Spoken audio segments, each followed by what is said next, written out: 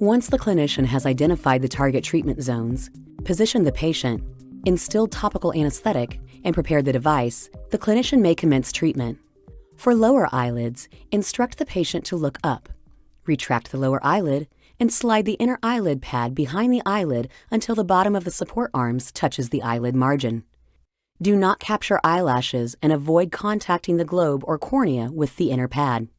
For upper eyelids, instruct the patient to look down.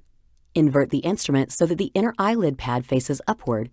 Retract the upper eyelid and slide the inner eyelid pad behind the eyelid until the bottom of the support arms touches the eyelid margin.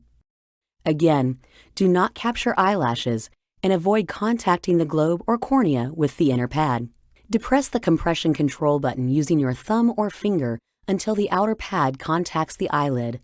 Apply only enough force to the compression control button to keep the eyelid from slipping out from between the pads.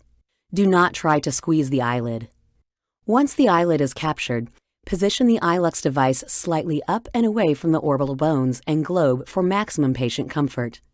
The eyelid should remain captured during this movement. When the lid is captured, the display screen will change to show the words "Ready to warm."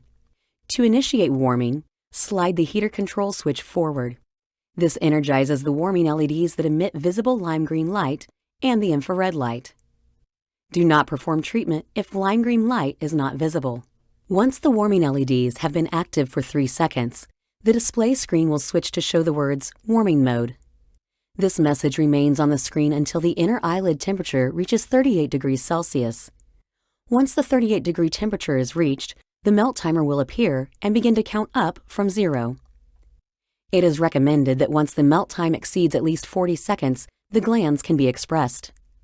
On the display, the clinician can monitor the warmest inner eyelid pad temperature and the melt timer, which indicates the number of seconds spent over 38 degrees Celsius. If the temperature reaches 44 degrees Celsius for the inner pad or 45 degrees Celsius for the outer pad, the instrument will automatically turn the warming LEDs off and display max 44 degrees Celsius, heat off. If this occurs, continue to grasp the eyelid and keep the heater control switch in the forward position. The warming LEDs will automatically begin operating again after the temperature drops below 40 degrees Celsius. Additionally, the clinician may monitor battery power and the LED timer during treatment. The LED timer counts down from 90 seconds and measures the total amount of time the warming LEDs are operating. If the LED timer runs out, reset it by pressing the power button on the instrument. This permits the warming LEDs to operate again and also resets the melt timer. To manually turn off the warming LEDs before the LED timer is complete, slide the heater control switch all the way back. This turns off the warming LEDs and stops the LED timer. The display will flash with the message "Shifting to Expression Mode" for 3 seconds.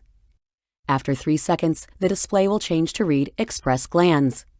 The clinician may now increase compression force to express the glands while viewing the lid margin under the white LED light.